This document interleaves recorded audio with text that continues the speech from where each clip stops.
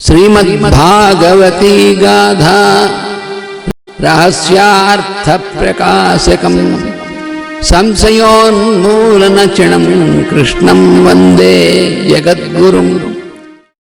वन्दे श्री राधिकां देवीं वृन्दारण्यविहारिणीं यस्याः कृपां विना कोऽपि न कृष्णं ज्ञातुमर्हति। पुञ्जीभूतं प्रेम गोपाङ्गनानां मूर्तिभूतं भागधेयं यदूनां एकीभूतं गुप्तवित्तं श्रुतीनां श्यामीभूतं ब्रह्म मे सन्निधत्ताम् आपदामपहर्तारं दातारं सर्वसम्पदां लोकाभिरामं श्रीरामं भूयो भूयो नमाम्यहम्। व्यासं वसिष्ठनप्तारं शक्तेः पौत्रमकल्मषम् पराशरात्मजं वन्दे सुखतातं तपोनिधिं। व्यासाय विष्णुरूपाय व्यासरूपाय विष्णवे नमो वै ब्रह्मनिधये वासिष्ठाय नमो नमः। श्रीमद्भागवती गाथा रहस्यार्थ प्रकाशकम् संशयोन्मूलनचणं कृष्णं वन्दे जगद्गुरुं। वन्दे गुरुम् अनन्तार्यं वेदमार्गप्रवर्तकम् आयुर्वेदस्य पारज्ञं सर्वलोकहितैषिणं नारायणं नमस्कृत्य नरं चैव नरोत्तमं देवीं सरस्वतीं व्यासं ततो जयमुदीरयेत्।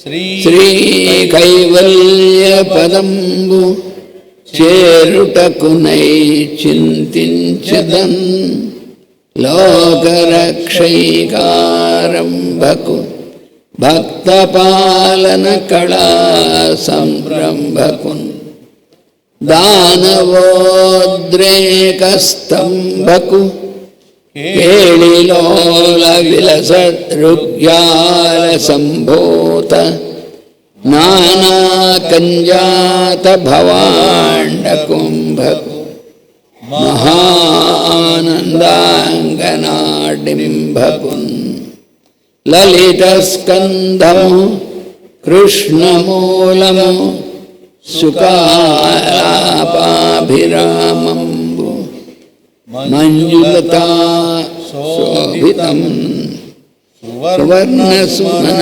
సుజ్ఞేయమున్ సుందరోజ్వలవృత్తంబు మహాఫలంబు విమల వ్యాసాలవాలంబునై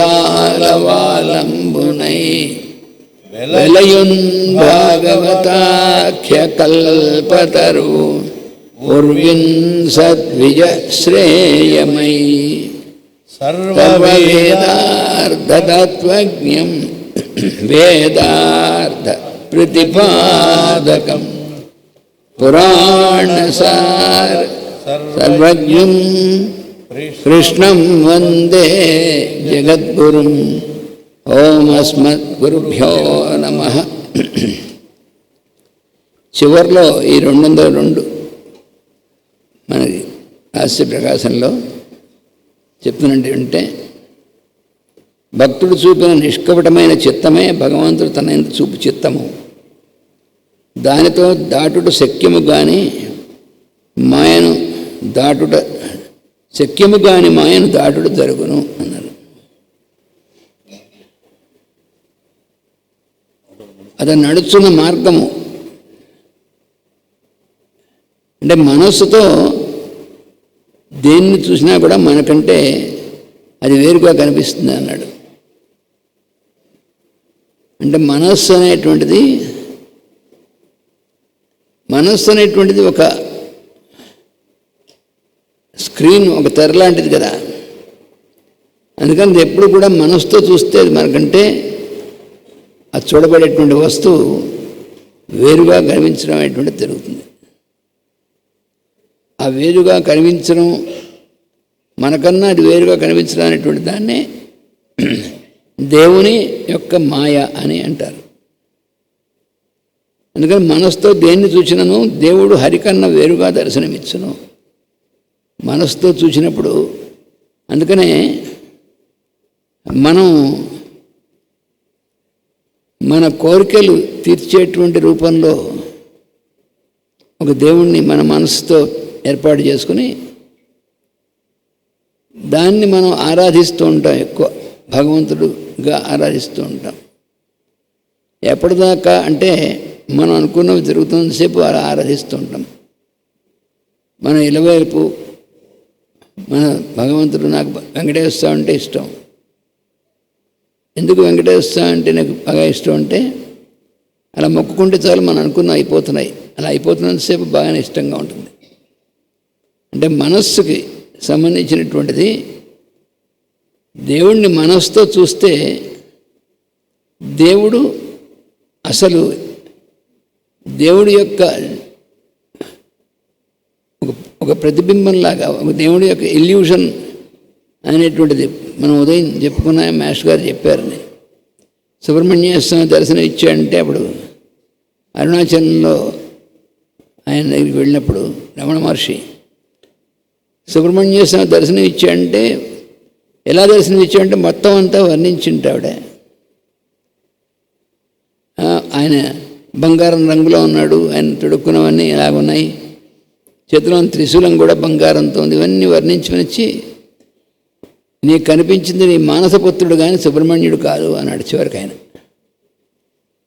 అంటే మనకి ఎలా ఉండాలి అని మనమే ముందు ప్రిస్క్రైబ్ చేసుకున్నటువంటి రూపం మనకి మనస్సు మీద పడుతూ ఉంటుంది. అది మనం ప్రిస్క్రైబ్ చేసుకుంది కానీ అసలు కాదు. అందుకని హరికన్నా వేరుగా దర్శనమిచ్చును అన్నాడు. భగవంతుడు అనేటువంటి దర్శనం అది వేరుగా, అసలు భగవంతుడు ఏముంటుంది దానికంటే వేరుగా కనబడుతుంది. ఆ వేరుగా కనబడటం ఎవరు భగవంతుడు ఆ రకంగా ఎవడు ఎలా ఫ్రేమ్ చేసుకుంటే వాడి మనస్సుకి ఆ భగవంతుడు ఆ కనిపిస్తుంటాడు.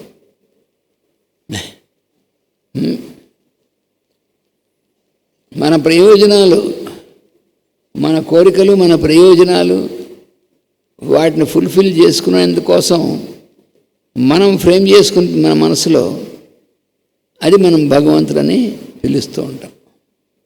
ఇష్టదైవం అని, భగవంతుడని, దేవుడని పిలుస్తూ ఉంటాం. కానీ అసలు నిజంగా ఒరిజినల్గా అసలైనటువంటి దేవుడు భగవంతుడు అనేటువంటిది కాకుండా మన మనస్సు ఏర్పరచుకునేటువంటి దేవుడు కాబట్టి అది వేరుగా దర్శనం వస్తుంది. అది అతని మాయే కానీ అతని దర్శనం కాదు.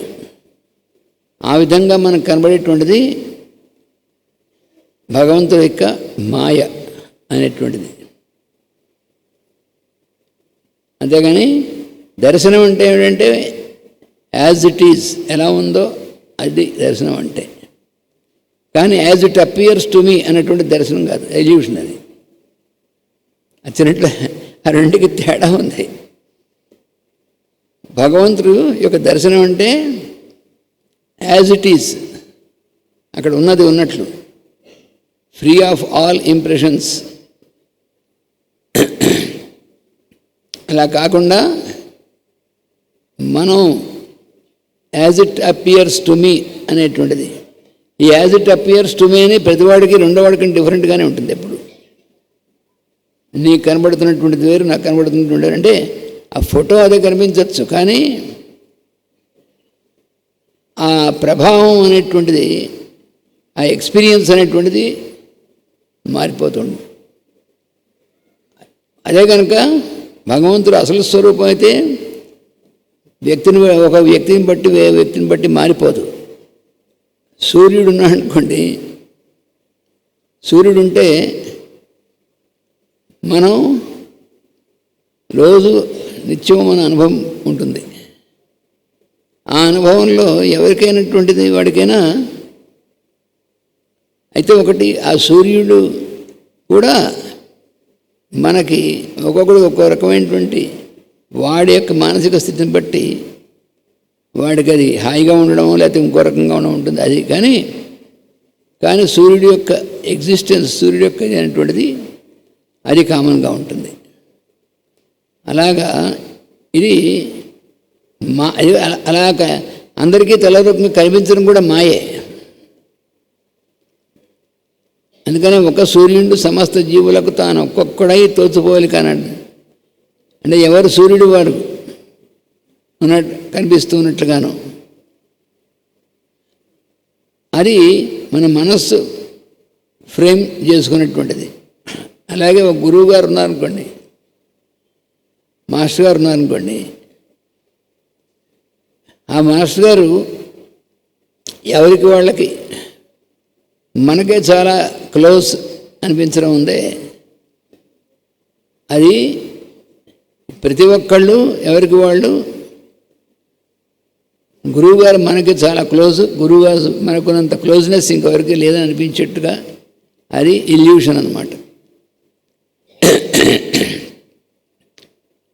అక్కడ ఏమిటంటే ఆ గురువు ఒక్కరే, కానీ ఎవరికి వాళ్ళకి ఆ ఇంప్రెషన్ అనేటువంటిది కనిపిస్తున్న భ్రాంతి అనేటువంటిది అది మాయ అనేటువంటిది. మనస్సుతో అతన్ని చూడక మనస్సునే అతడుగా చూచినచో అక్కడుంది. మనస్సుతో చూడడం కాదు, అంటే మన మనస్సు కంటైనర్ అనేటువంటిది కాకుండా లోపల నుంచి చూచేటువంటి వాడు పర్సీవర్, ద్రష్ట. అది ఏదైతే చూడబడుతున్నదో అది చూచేటువంటి వాడు. ఈ రెండు ఒకటైనప్పుడు మనస్సు అనేటువంటిది వేరే ఉండదు, అప్పుడు పనిచేస్తుంది తప్ప. లేకపోతే మనస్సు అనేటువంటిది ఒక కంటైనర్గా ఉండి అది, అందుకని మనస్సుతో చూడడం కాకుండా మనస్సునే అతడుగా చూడవాలి. మన మనస్సు ఇది నాది సొంతం అంటే మనస్సు కూడా మనకున్నటువంటి ఇన్స్ట్రుమెంట్లో ఒకటి. ఈ శరీరం దగ్గర నుంచి ఈ శరీరము, ఇంద్రియములు, మనస్సు, ఈ బుద్ధి, తెలివితేటలు ఇవన్నీ కూడా మనవే అనుకుంటే సెపరేట్ అవుతాం. ఇవన్నీ కూడా అంతర్యామైనటువంటి అతని దీంట్లో పనిచేసేటువంటివే అనేటువంటిది ఉంటే అప్పుడు ఇది నా సొంతంగా వేరే అనేటువంటి భావన పోతుంది. అందుకని మనస్సునే అతడుగా సూచనతో వాని పాదపద్మములు సేవించుట లభించును అన్నాడు. భగవంతుడి పాదపద్మాలు సేవించాలంటే ముందు వాడు అసలు స్వరూపం కనబడాలి కదా, లేకపోతే మనకి ఇల్యూషన్గా ఉన్నటువంటిది ఏదైతే మనం చూడదలుచుకున్నామో అలా మనం అనుకున్నటువంటి ఆ ఇల్యూషన్తో కూడినటువంటి భగవంతుడి పాదపద్మాలని మనం ధ్యానం చేస్తూ ఉంటాం. అలా ఉన్నప్పుడు ఏమవుతుందంటే నేను భగవంతునికి మాత్రమే సేవ చేస్తాను, భగవంతుడికి మాత్రమే నమస్కారం చేస్తాను, అంతే తప్ప నేను ఇంకెవరికి నమస్కారం చేయను అనుకోండి. మిగిలినటువంటివన్నీ నాకు పట్టవు, భగవంతుడు తప్ప నాకు ఇంక మిగతా అంతా భగవంతుడు తప్ప మిగతాది ఏం లేదు అంటే భగవంతుడు తప్ప మిగతాది అనేటువంటిది ఉంది కదా, అప్పుడు సపరేట్ అయిపోతుంది అక్కడ. అందుకని వాడికి ఎప్పుడూ అందదు.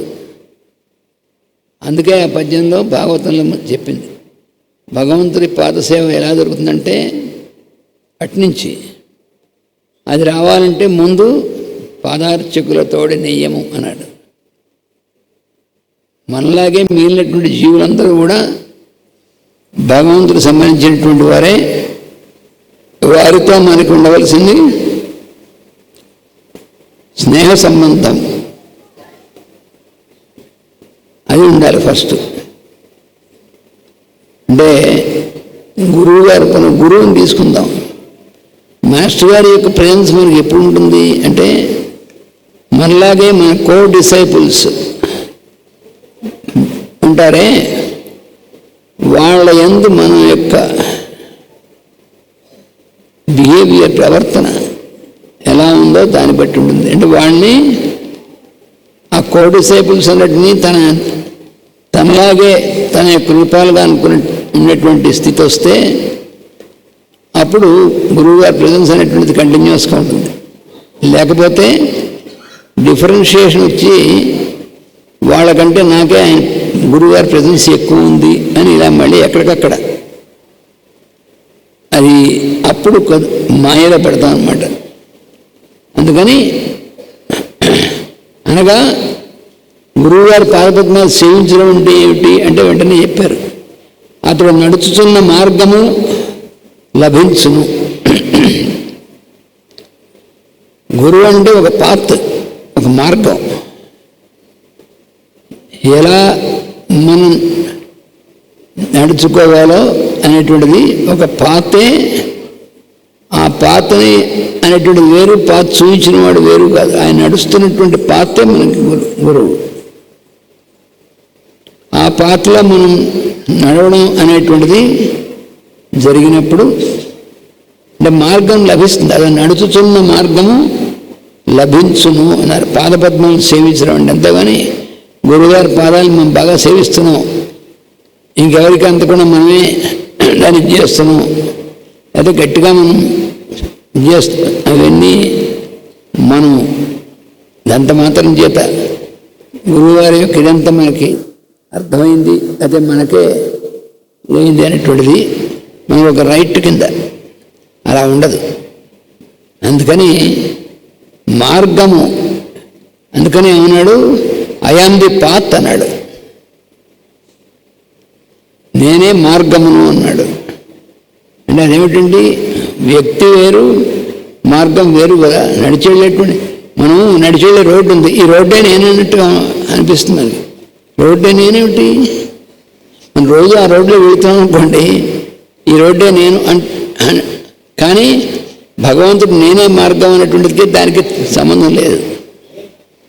నేనే మార్గమును, I am the way, I am the path అని అంటే దాన్ని అర్థం చేసుకోలేకపోతే ఆయన వేరు, ఆయన నడిచేటువంటి మార్గం వేరుగా చూసామనుకోండి మనకు తెలియదు. అందుకని ఆయన నడిచినటువంటి మార్గము, ఆ మార్గమే గురువు. అది ఇందులో ఉన్నటువంటిది. అంటే అతను నడుచుతున్న మార్గం మనకి దర్శన మార్గం లభించడం అంటే అదే గురువు గారి యొక్క పాదమును సేవించడం మనకు దొరికినట్లు అనమాట. ఒకసారి రామకోట దాదా గారు చెప్పారు, గురువుగారు సన్మానం చేయడం అంటే ఏమిటి అన్నారు. గురువుగారు సన్మానం చేయడం అంటే ఏమిటంటే, మేము చాలాసార్లు చేసామండి గురువుగారు సన్మానం, దండేసాం, ఒక దుశ్శాలుగా తీసుకొచ్చి కప్పాం, లేకపోతే ఒక పంచెల చాప పెట్టాం, లేకపోతే దాంతోపాటు ఒక 116 ఎంతో దక్షిణ పెట్టాం, తాంబూలంలో పెట్టి ఒక పండు పెట్టి గురువుగారు సన్మానం చేశాం. ఆయన గురించి నాకు ఆయన పొగుడుతూ మాటలు చెప్పాను. అయితే వాడికి ఏదో కవిత్వం రాయడం, నారాయణుడి గారికి కొంచెం రాయడం వచ్చిందనుకోండి, వాడు గురువుగారు సన్మాన పత్రం ఒకటి రాసేసి వారు ఇంద్రుడు చంద్రుడు అలాంటి వాడు అని చెప్పేసి ఒక సన్మాన పత్రం రాసేసి ఆ సన్మాన పత్రం జాగ్రత్తగా ఫోటో కట్టించేసి గురువుగారికి ఇచ్చాడు. అదే గురువుగారు సన్మానం చేసినట్టు అని. ఇంకొంచెం కాస్త తిన్నటువంటి వాడు అంటే గురువుగారికి ఏదో పూలతో అభిషేకం చేశారు, ఇలా రకరకాలుగా ఉంటుంది. ఇవన్నీ గురువు గారికి మనం చేసే సన్మానాలు. అది రాఘవదత్త గారు చెప్పారు. అసలైనటువంటి అర్థంలో గురువు గారు సన్మానం చేయడం అంటే మనం ఇంకోళ్ళు చూసినప్పుడు, అంటే మన అందరితో వ్యవహారం ఉంటుంది కదా మనకి మిగిలినటువంటి వ్యక్తుల్లో, ఆ వ్యక్తులకి మన ప్రవర్తనలో మన గురువు కనిపిస్తే అది గురువుకు సన్మానం అంట. అది నిజమైనటువంటి సన్మానం. ఎందుకంటే గురువు గారు మన సన్మానం కోసం భౌతికమైనటువంటి వస్తువులు వీటి కోసం సన్మానం కోసం నిజమైన సద్గురువు వాటిగా చూసేది. గురువు ఈ శిష్యుడిని చూస్తే ఆ శిష్యుడిలో ఆ గురువే కనబడతాడు చూసేవాడికి. అంటే ఏమిటి, ఆ మార్గ అనుయాయి అయినటువంటి వాడుగా ఉంటే అలా వీలవుతుంది. అది సన్మానం, గురువుగారి సన్మానం అంటే. మనం గురువుగారు పాదపూజ అంటాం. గురువుగారు పాదపూజ చేసాం, సన్మానం చేసాం అని అనుకుంటాం. అందుకని అసలైనటువంటి అర్థం ఏంటంటే ఆయన చెప్పిన పని మనం చేయడం. గురువుగారు ఏం చేయమని చెప్పారో దాన్ని తప్పకుండా అది జీవితం అంతా కూడా ఒకే రకంగా ఫాలో అవ్వాలి. ఎలాగ ఉదాహరణగా ధర్మరాజు, నేను చాలాసార్లు చెప్పుకుని నిన్న కూడా చెప్పుకున్నాను. ఒక్కసారే చెప్పాడు కృష్ణుడు, ఈ క్షణం నుంచి నిన్ను ఎవరు ఏది అడిగినా నేనే అడుగుతాను గుర్తుపెట్టుకో అని చెప్పాడు. ఎవరు ఏది అడిగినా అన్నాను తప్ప ఎక్సెప్షన్ అని చెప్పలేదు. ఒక దుర్యోధనుడో లేదా ధృతరాష్ట్రుడో వాడు తప్ప మిగిలిన వాళ్ళు ఎవరు అడిగా అని చెప్పాడు, అనలేదుగా. అందుకని వితౌట్ ఎక్సెప్షన్ ఎవరు ఏది అడిగినా సరే నేను అడిగినట్టు గుర్తుపెట్టుకో. ఎన్నాళ్ళు ఎప్పటిదాకా అనేం లేదు, జీవితాంతం వరకు ఒక జీవితం మొత్తానికి సంబంధించినటువంటి అది దీక్ష అన్నమాట. అది అలాగ మనం జీవితాంతం అంటే ఎప్పుడు కూడా ఒక దాన్నే ఫాలో అవుతున్నటువంటిది అయితే అప్పుడు మనం ఆ పాదపద్మములు సేవించడం అంటే అది అర్థం. భగవంతుడికి కానీ అది గురువుకి కానీ వాళ్ళ పాదాలు మనం సేవించడం అంటే అర్థం, అసలైన అర్థం అది. అతడు నడుచుతున్న మార్గము లభించును, వానితో నిండిన మనస్సును దర్శించినచో వాని యందు ప్రేమ పుట్టును. భగవంతుణ్ణి వాటితో నిండిన మనస్సును దర్శించినచో, అంటే పూర్తిగా మనస్సు అనేటువంటిది వేరే లేకుండా భగవంతుడే కంప్లీట్గా. పొద్దున చెప్పారు విష్ణు చిత్తం అంటే విష్ణువే చిత్తంగా అయినటువంటి వాడు, అంతేగాని విష్ణువుని చిత్తంలో పెట్టుకున్నటువంటి వాడు కాదు బంధించి. ఒక పంజరంలో ఒక చిలుకను బంధించినట్టుగా భగవంతుని మన హృదయంలో బంధించాము. అయితే మనం చిత్తమునందు భగవంతుని మనం బంధించాం, అలా ఉండదు. ఆ చిత్తమే విష్ణువు అని విష్ణు చిత్తుడు అంటే. అలాగా వానితో నిండిన మనస్సును దర్శించినచో అప్పుడు ఏమవుతుంది, వాని యందు ప్రేమ పుట్టును అన్నారు.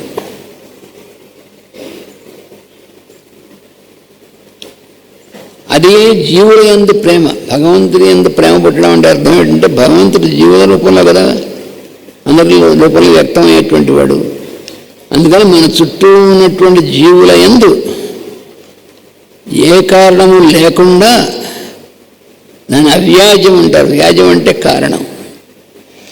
ఏ కారణము లేనటువంటి ప్రేమ అందరి జీవుల యందు ఉన్నప్పుడు అది భగవంతుని యందు ప్రేమ, వాని యందు ప్రేమ అంటే అది అర్థం.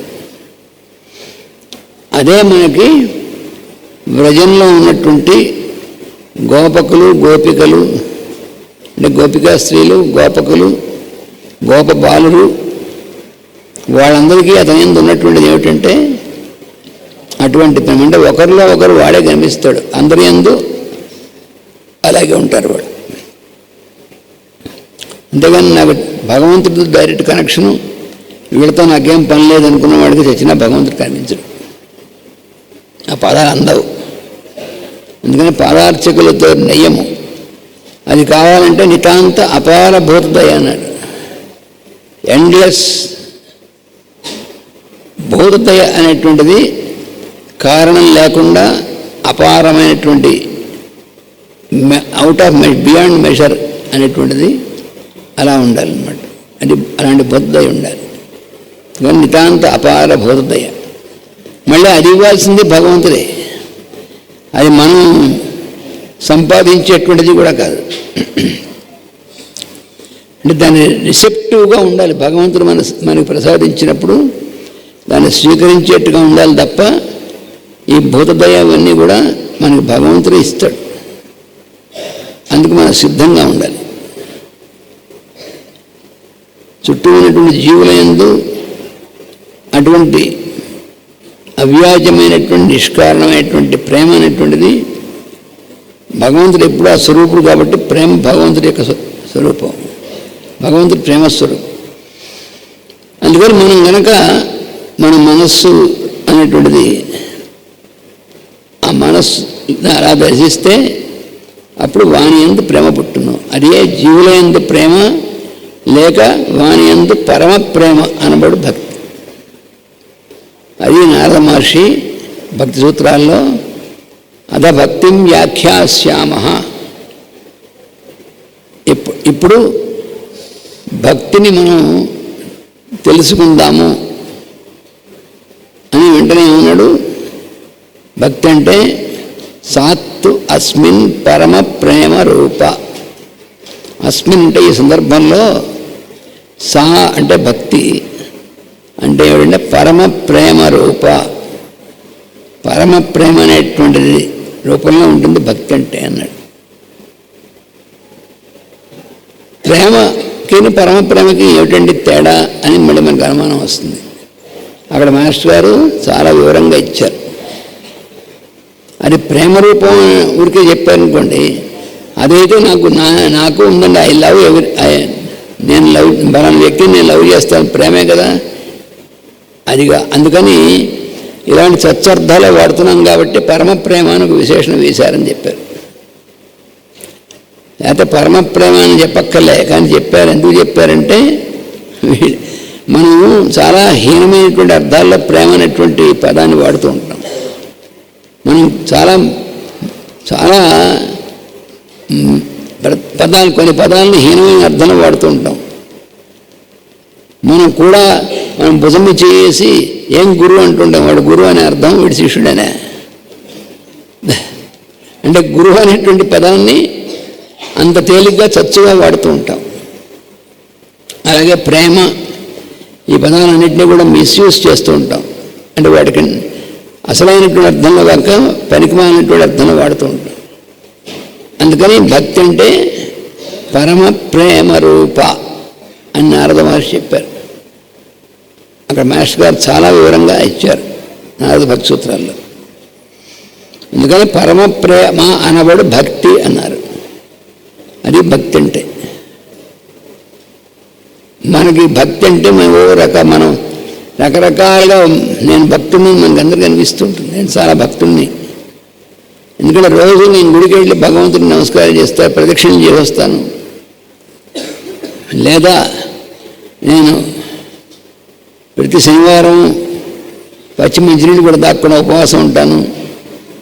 ఎన్నో అన్ని రకరకాల మనమే ప్రిస్క్రైబ్ చేసుకుంటాం. ఇదంతా కూడా భక్తి. ఇదేమి భక్తి కాదన్నారు. అంటే వాటికి ఏదో కొంత భక్తికి సోపానములుగా మార్గాలు కావాలంటే నువ్వు ఉపయోగించవచ్చు, కానీ ఇది భక్తి అనరు. భక్తి అంటే మాత్రం పరమ ప్రేమ రూప. భగవంతుని యందు భక్తి అంటే భగవంతుడు వ్యక్త రూపాలుగా జీవులందరూ ఉన్నారే, వాళ్ళ ఎందున్నటువంటి ప్రేమే భగవంతుని యందు భక్తి అంటే అని ఉన్నారు.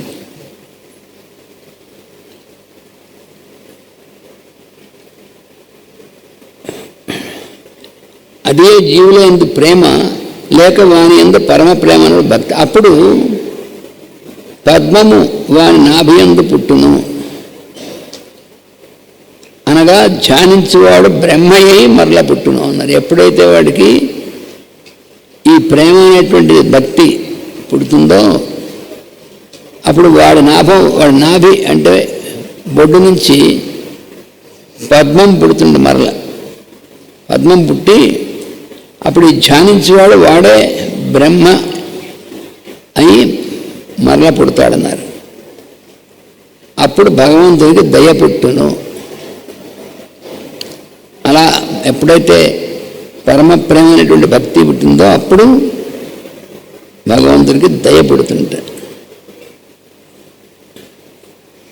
వారు జీవుల యందు చూపిన దయయే తన యందు భగవంతుడు చూపు దయ ఇంకా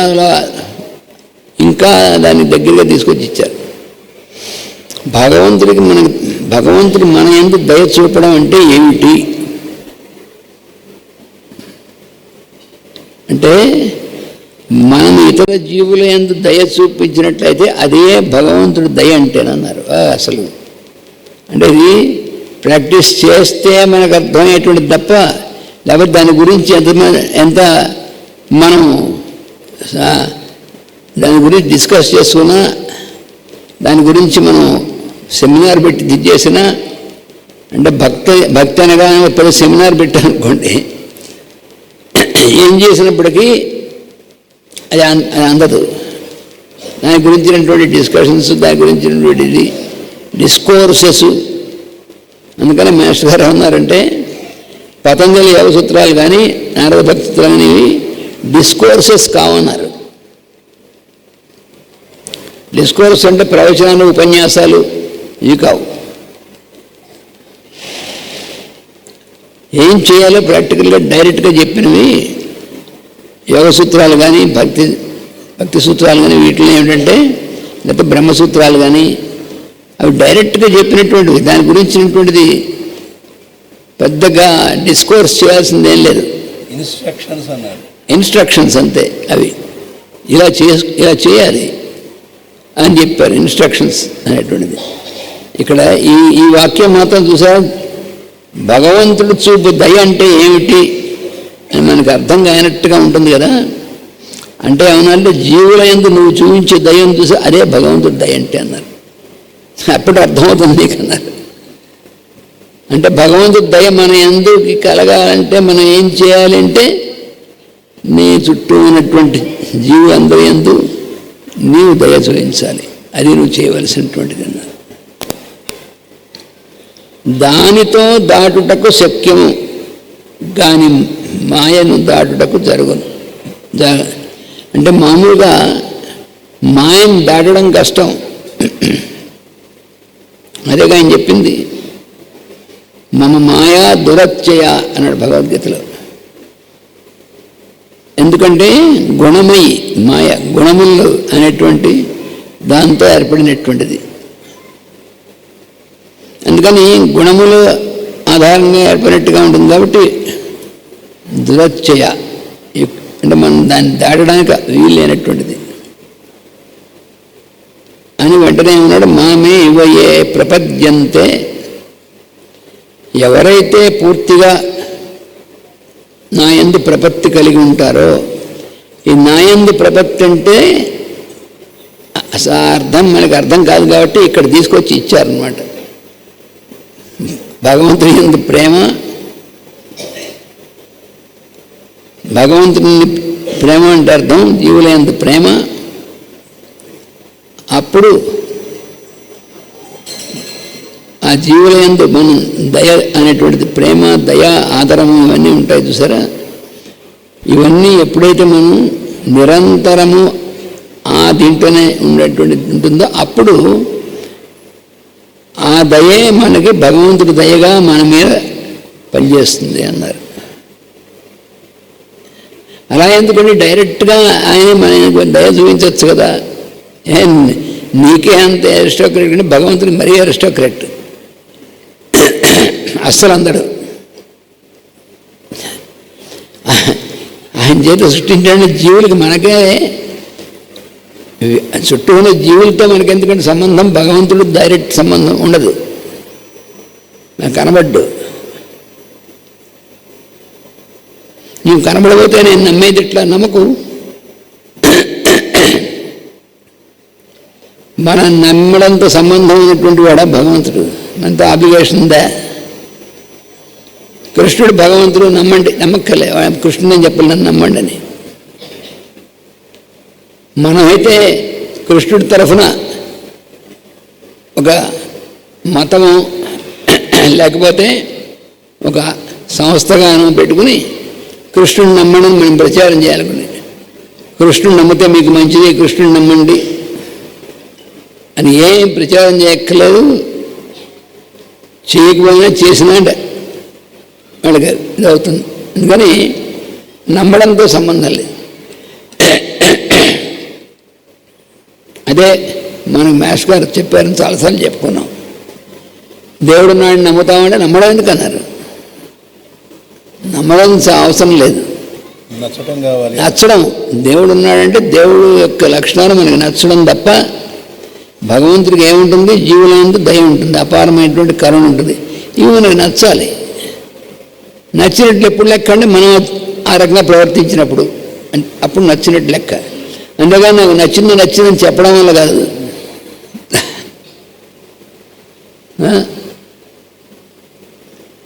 ఎటువంటి మర్మము, మాయామర్మము లేకుండా మన మనస్సు పూర్తిగా దాని యొక్క ప్రవర్తన అనేటువంటిది వాడైపోయినప్పుడు అప్పుడు ఇతర జీవులు. అందుకని మనకి కనిపించేటువంటి జీవులతో ఉన్నటువంటి ట్రాన్సాక్షన్ లావాదేవీలు ఉన్నాయి చూసారా, దాంట్లో మనం చూపేటువంటిది కనుక దయ అనేటువంటిది అవి కనుక ఉన్నట్లయితే, ప్రేమ దయ అనేటువంటిది, అప్పుడు భగవంతుడి యొక్క దయ మనకి, భగవంతుడి దయ మనం ఎప్పుడు ఉంటుందో మనకు అనుభూతంలోకి రాదు. లేకపోతే భగవంతుడు కొంతమంది మీద దయ చూపించి కొంతమంది మీద ఆయన కూడా నన్ను నమ్మనటువంటి వాడిని నేను చేశానన్నా అనుకోండి భగవంతుడు, ఆయన భగవంతుడు అవడు. నన్ను నమ్మినటువంటి వాడిని మాత్రమే రక్షిస్తాను, నన్ను నమ్మినటువంటి వాడిని నేను చేస్తాను. భగవంతుడు ఎలా అవుతాడు? ఈ మాస్టర్ గారు ఒకసారి కథ చెప్పారు. ఒక ఆయన ఉన్నాడు భగవద్భక్తుడు. ఆయనకు నియమం అంట, రోజు కూడా అతను భోజనం చేసేటువంటి సమయానికి ఎవరో ఒకరిని, ఎవరైనా సరే వాడు తెలిసిన వాళ్ళు తెలియనటువంటి వాళ్ళు సంబంధం లేదు, తీసుకొచ్చి ఇంటికి అతన్ని కూర్చోబెట్టి అతన్ని భోజనం చేసి అతను భోజనం పెట్టి అతను భోజనం చేసిన తర్వాత అప్పుడు తాను భోజనం చేయడం అనేటువంటిది ఒక నిష్టగా పెట్టుకున్నాడు.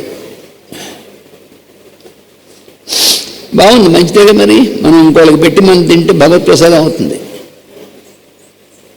మనం ప్రసాదం అంటాం. ఏది ప్రసాదం అవుతుంది? భగవంతుడు నివేదన చేయడమే కాదు, అప్పుడు కూడా మనం ఇంకోళ్ళకి పెట్టిన తర్వాత మనం తింటే ప్రసాదం అవుతుంది. అలా వాడు లైఫ్ లాంగ్ ఒక ఇది నిష్ట పెట్టుకున్నాడు. సరే, ఒకరోజు ఎవరు దొరకలేదు వాడికి. చాలాసేపు తిరిగాడు బజారు, ఈ బజార్లని వెతికాడు, అటు తిరిగాడు. మరి అది కర్ఫ్యూ పెట్టారు ఏమోదా, లేకపోతే కోవిడ్ వచ్చిందో ఏమో, బజార్లో ఎవరు ఉండకుండాను ఒకడు కూడా దొరకలేదు పాపం. మిట్ట మధ్యాహ్నం అయిపోయింది, మధ్యాహ్నం అపరాహ్నం అయింది, దాటిపోతుంది. ఈ లోపల వీటికి మరి లోపల అగ్ని అది ఆగిపోదుగా పెరుగుతూ ఉంటుంది. ఇంకోటికి పెట్టి వాడు తిన్నాక తాను తినాలి కదా, వాడికి ఎవరు కనపడపోతే ఎవరికి పాపం చాలా వెతికాడు, ఒక్కడ కూడా దొరకలేదు. అలిసిపోయి చివరికి వచ్చి ఇంట్లో కూర్చుని ఆ దేవుడి పడ ముందు కూర్చున్నాడు. ఏమయ్యా ఇలా చేసావు, ఇవాళ ఒక్కడు కూడా దొరకలేదు, ఒక్కడిని కూడా పంపించలేవా నువ్వు అని. పాపం భక్తి, అంత భక్తి కదా భగవంతుడితో. ఇంతలోకి వీడికి అలసట వచ్చి నీరసం వచ్చి కొనుక్కు పట్టింది.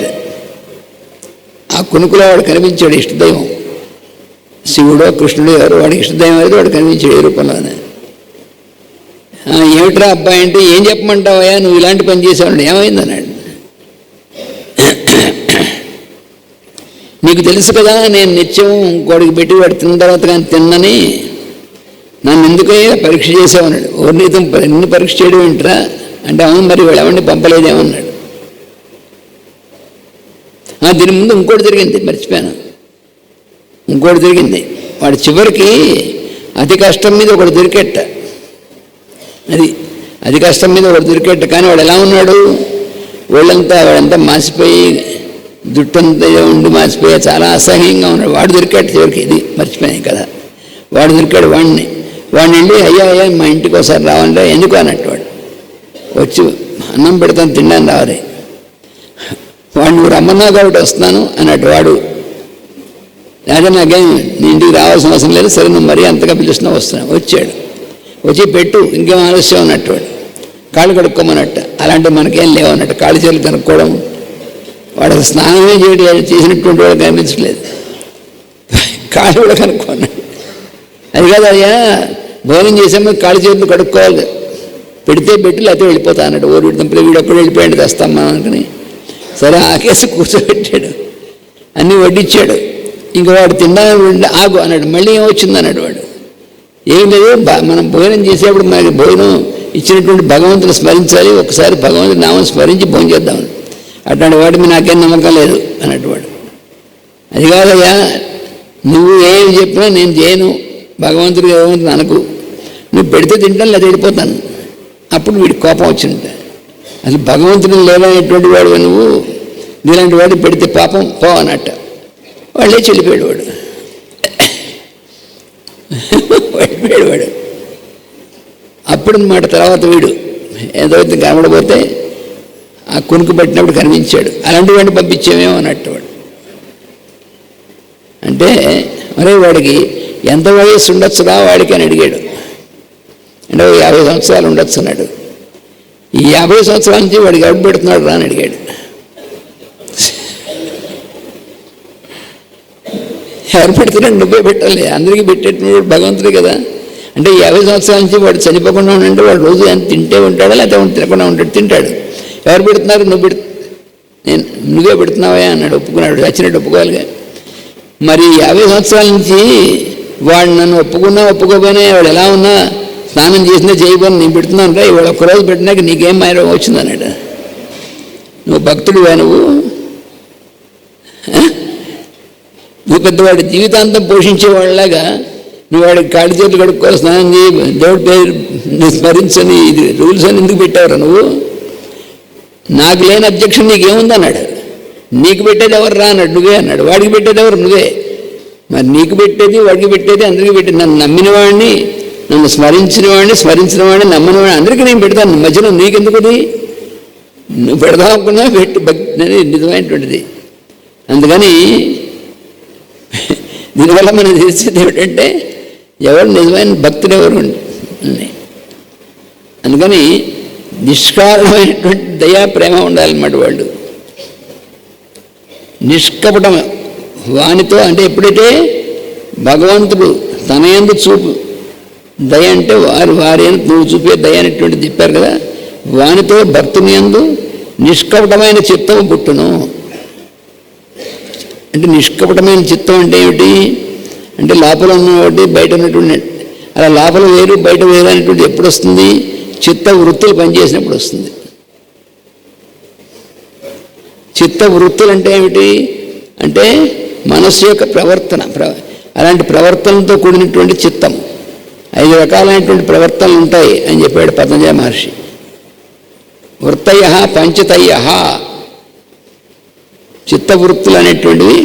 యోగం అనగా ఏమిటంటే యోగ చిత్తవృత్తి నిరోధ అన్నాడు. చిత్తవృత్తులు ఆగిపోవడమే యోగం అంటే. చిత్తవృత్తులు ఎన్ని ఉన్నాయి అంటే 5 రకాలుగా ఉంటాయి అన్నాడు. ఆ 5 రకాల్లో కూడా క్లిష్టము అక్లిష్టం అని అన్నిటిని కూడా కన్ఫ్యూజ్ చేసుకున్నటువంటివి కొన్ని, కన్ఫ్యూజ్ అవ్వకుండా ఉన్నటువంటి కొన్ని, అలాంటివి 5 రకాలు 2 సెట్స్ ఉన్నాయి. 5 రకాలు ఉన్నాయి. ఇవన్నీ చిత్తవృత్తులు ఇవి సస్పెండ్ అయిపోయినప్పుడు ఉన్నటువంటి స్థితిని యోగం అంటారు అన్నాడు. అందుకని ఇక్కడ నిష్కపటమైన చిత్తం అంటే అర్థం ఏంటంటే ఈ చిత్తవృత్తులు సస్పెండ్ అయ్యే తప్ప నిష్కపటం ఉండదు.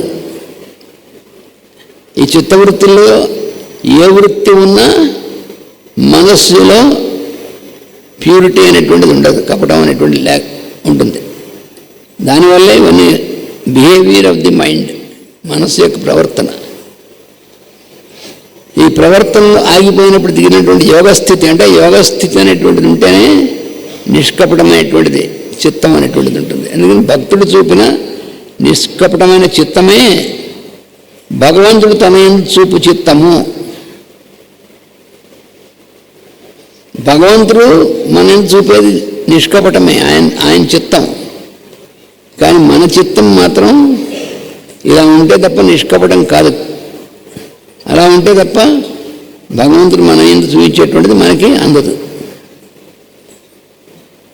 ఎప్పుడైతే భగవంతుడు తన ఎందుకు చూపు చిత్తంగా మనకి దర్శనమిస్తుందో దానితో దాటుటకు శక్యము కాని మాయ కూడా దాటుడు జరగదు. ఆ మాయ మామూలుగా అయితే శక్యం కాదు, కానీ అప్పుడు శక్యం అవుతుంది, మాయ దాటగలుగుతాడు.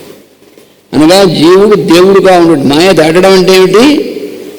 జీవుడుగా కాకుండా జీవప్రజ్ఞ అనేటువంటిది దైవప్రజ్ఞలో లయం అవడం అనేటువంటిది. అంటే బాబాయ్ శరీరం వదిలేయడం కాదు, శరీరం ఉన్నప్పుడు జరగాలి. శరీరం వదిలేస్తే మోక్షం వస్తుంది.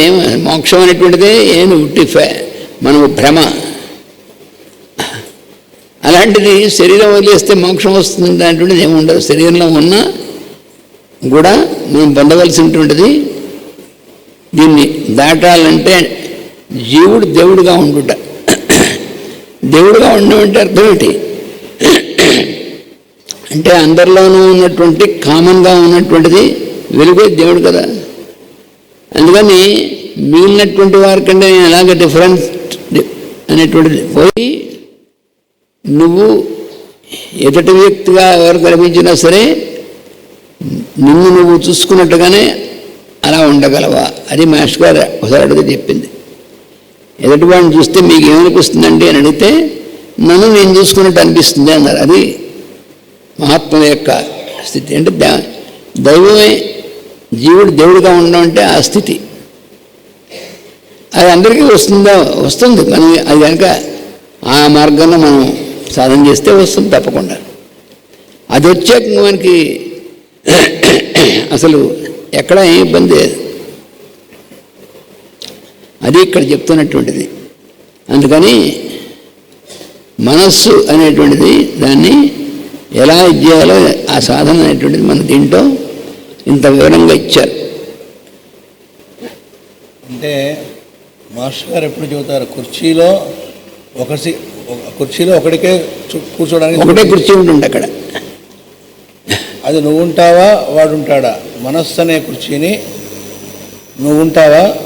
ఆ మనస్సే వాడిగా, మనస్సుతో కాదు, మనస్సే వాడిగా, విష్ణువే చిత్తముగా కలిగిన వాడు విష్ణుచిత్తుడు అంటే అర్థం అది అన్నారు. అంతటి వాడు కూడా స్వామి సాక్షాత్కరించి, అరే ఫలానా చోట సభ జరుగుతోంది, దేవుడు అంటే ఏమిటో స్థాపించాలనేటువంటి విషయం పండితులందరూ చర్చలు చేస్తున్నారు ఆ రాజుని, అక్కడికి నువ్వు వెళ్ళి ఆ వాదనలో పాల్గొని నా గురించిన స్థాపన చేయన్నట్ట.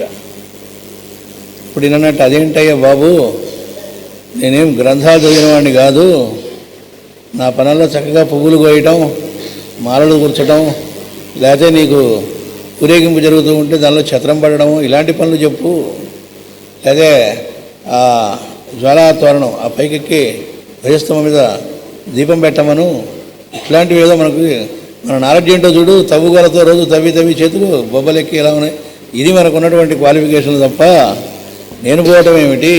అసలే పండితులు అంటున్నావు. మాస్టర్ గారు అక్కడ అంటారు, తెమిలే విషయాన్ని కూడా తెవలేనటువంటి వాళ్ళు పండితులు అన్నారు. వాళ్ళుట పండితులు అండి, తెవలని వారికి తెమిలే విషయాన్ని అన్నాను. అప్పుడు స్వామి అన్నట్టు, అంటే ఇది ఆయన పొరపాటు పడ్డాడని కాదు, ఇంత సెటిల్గా ఉంటుంది, మనం ఒళ్ళు దగ్గర పెట్టుకుని ఎలా ఉండాలి అని చెప్పడం కోసం చెప్పింది. ఏమిటి అంటే, ఓహో అంటే ఎవరిని పంపించాలి అనేటువంటిది నువ్వన్నమాట డిసైడ్ చేసేది అన్నట్ట. ఒక్కసారి నెలకి గడుచుకున్నాడు. పొమ్మనోడు పోవటమే, ఇంక నువ్వు కాదు అక్కడ చేసేది అని అర్థం. సరే అక్కడ మాస్టర్ గారు తమాషగా తర్వాత ఏదో జరిగింది అనుకోండి అని, ఏదో ఏం జరుగుతుంది, జరగవలసిందే జరిగింది, స్థాపించి వచ్చాడు అని చెప్తారు రామోత్తమరావు. కాబట్టి అంత సెటిల్ అన్నమాట. అంటే అంతటి వాళ్ళు కూడా ఒక క్షణం పరమాత్మ అంటే ఎక్కడ ఉన్నా ఆయన సైలెంట్గా సర్జన్ చేస్తాడు. అది పోగొట్టాలిగా, పూర్తి పర్ఫెక్షన్ రావాలిగా. ఇప్పుడు 203 వచనం, మరియును సంసారమగ్నులై దివసంబులు త్రోచియు అంతంబున శునక శృగాల భక్షణంబులైన కాయంబులందు మమత్వంబు చేయక భగవదర్పణంబు చేసిన పుణ్యాత్ములను కొందరు కలరు ఎరింగింతు వినుము. నేను ఈ బ్రహ్మత్వంబునందు చెందు రాజసంబు విడిచి ఆ మహాత్ముని పాదారవిందంబుల భక్తినిష్ఠుడనై శరణాగతత్వమున భజించునప్పుడు తెలియదు రాజస గుణుండనై ఉన్న వేళం తెలియంజాల కావున శాస్త్రంబులు ప్రవచింపక కేవల భక్తి జ్ఞాన యోగంబున సేవింతు. మరియు సనకాదులకు మీరును భగవంతుడైన రుద్రుండును దైత్యపతి అయిన ప్రహ్లాదుండును స్వయంభువ మనుమును అతని పత్నియగు శతరూపయు తత్పుత్రులకు ప్రియవ్రతోత్తానపాదులను ప్రాచీన బర్హియు రుభువును వేన జనకుండగు నంగుండును ధ్రువుండును వేన జనకుండకు నంగుండును ధ్రువుండును విండియు అంటే ఇంకా అని వచనం చెప్పాడనమాట. దీని టీకలో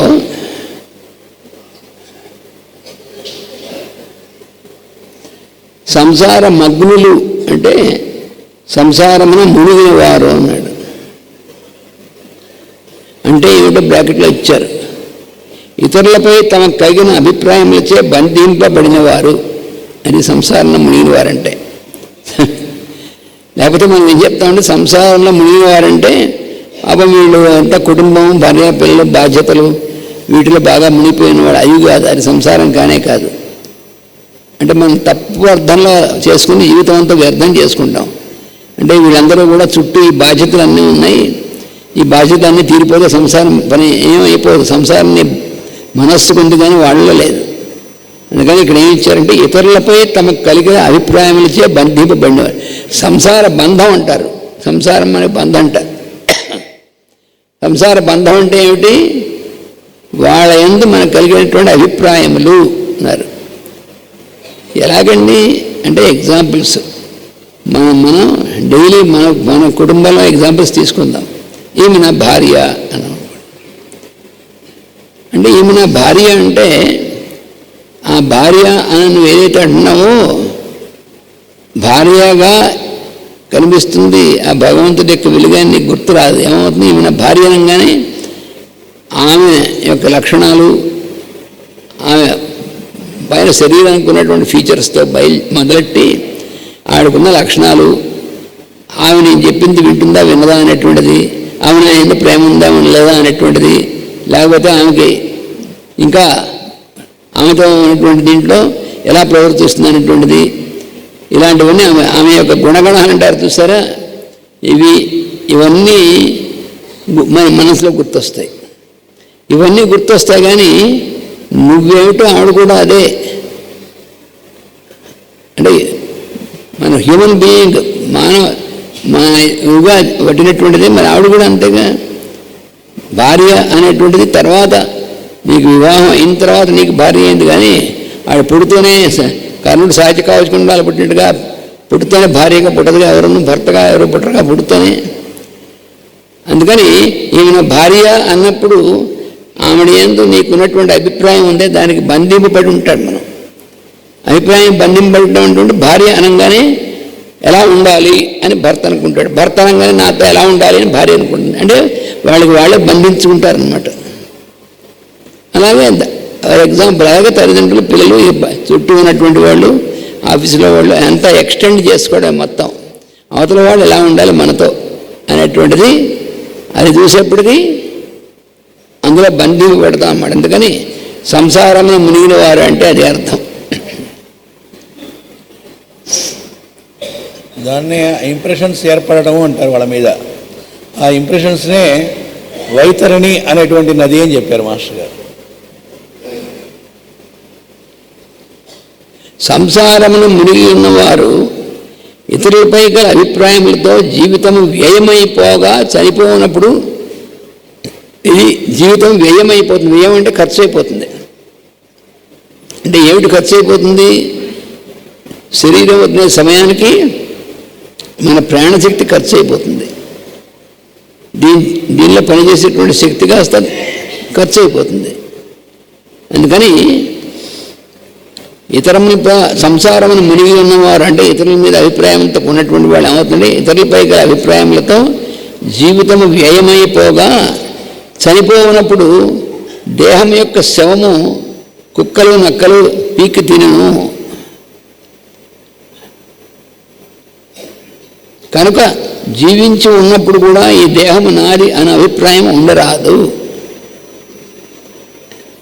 నేననగా ఈ దేహమే అని ఐడెంటిఫై అయిపోయినా, లేకపోతే ఈ శరీరం నాది, అదేమిటంటే శరీరం నాది కాబట్టి ఎవరిదవుతుంది అంటే నీకు ఇవ్వబడింది అర్థం, కానీ నాది అని you are not the owner అన్నారు. అదే భగవద్గీతలో మనకి చివరి అధ్యాయాలకు వచ్చేప్పటికి 17-18 అధ్యాయాలకు మటిమటికి చెప్పాడు. నువ్వు ఎప్పుడు కూడా నువ్వు దీనికి ఓనర్ని భావించవద్దు అన్నారు. ఎందుకంటే దీనికి ఈ మొత్తం ఎగ్జిస్టెన్స్ కారణాలు అనేటువంటివి ఎన్ని రకాల కారణాలు ఉన్నాయో అని 5 రకాల కారణాలు ఉన్నాయి అని చెప్పారు. అవేమిటి చెప్పారు వివరంగా. ఈ మన మంద్రా స్క్రిప్చర్లో చాలా వివరంగా వాటిని ఇచ్చారు మాస్టర్ గారు. అంటే వీటి శంఖారావం మంత్రగీతలు కూడా ఇచ్చారు. మంద్రా స్క్రిప్చర్లో వీటిని మనం ఓనర్ కింద గుర్తుపెట్టుకోకూడదు. నేనే దీనికి అంతటికి కూడా, నా శరీరానికి నా అంతటికి కూడా నాది, ఐఎమ్ ది ఓనర్ అనుకున్నావా నువ్వు ఇరుక్కుపోతా ఉన్నాడు. నువ్వు ఓనర్ కాదు, దేనికి కూడా నువ్వు ఓనర్ కాదు, నేను అందులో పనిచేసేటువంటి నాకు ఇన్స్ట్రుమెంట్గా ఇచ్చినటువంటిది అని. అందుకని దేహం నాది అనే అభిప్రాయం ఉండరాదు. మరైతే ఎవరిదే? భగవంతునిదే అని నమ్మి ఉండవలను. ఇంకా ఖరాఖండిగా చెప్పారు, ఇది భగవంతుడిది, నాది కాదు అన్నారు. అదేమిటండి? అదే మనకి దేవాలయ ప్రోక్త అంటే అదే అర్థం. దేవాలయం ఎవరిదండి అంటే మనం గుడి కట్టించామనుకోండి, ఈ దేవాలయం నేను కట్టించాను కాబట్టి నాదే అని అంటాడా? కట్టించిన తర్వాత గుడి కట్టించేవారుగా నీకు కట్టిద్దామనిపించి కట్టించావు అంతే. ఆ తర్వాత అది భగవంతుడు అందరికీ సంబంధించిన వాడు కాబట్టి దేవాలయం కూడా అందరిది అయినటువంటి భావన వచ్చిందా పర్వాలేదు. లేకపోతే నాదే అనుకున్నాడా అప్పుడు ఇబ్బంది వస్తుంది. అందుకని దేహం మన శరీరం కూడా దేవాలయ ప్రోక్త, ఈ దేవాలయం అని చెప్పబడుతుంది, గుర్తుపెట్టుకోమన్నాడు.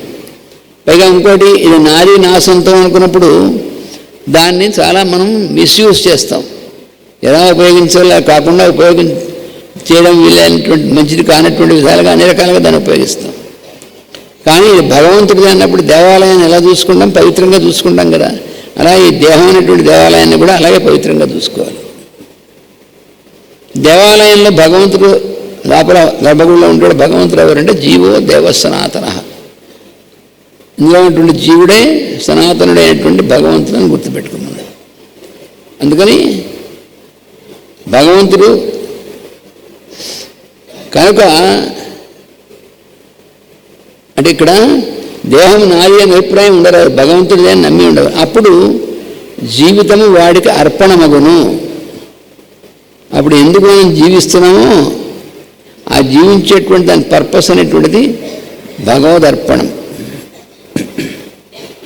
దీన్నే భగవద్గీతలో నువ్వు ఏం చేస్తున్నా సరే, యత్ కరోషి యద్ అశ్నాసి, నువ్వు ఏ పని చేస్తున్నా సరే, నువ్వు ఆహారంగా ఏం తీసుకుంటున్నా సరే, యజ్జుహోసి, నువ్వు ఒక మంచి యజ్ఞార్థమైన పని అయితే నువ్వు హోమం చేస్తున్నావు, దాన్ని అందులో వేస్తున్నావు హావిస్సుగా, అది కానీ దదాసి యత్, ఏదైనా సరే నువ్వు దానం చేస్తున్నావు అది కానీ, అది కూడా తత్కురుష్వ మదర్పణం, అది నాకు అర్పణంగా చేయి.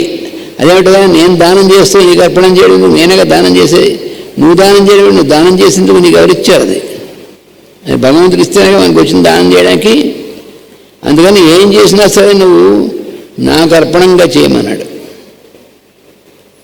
అంత క్లియర్ కట్గా చెప్పాడు మనకి మన కర్తవ్యం అనేటువంటిది. అందుకని భగవంతునిదే అని, అంటే మన శరీరం మన సొంతం కాదు, ఇది కూడా భగవంతుడిదే అని నమ్మి ఉండవలెను.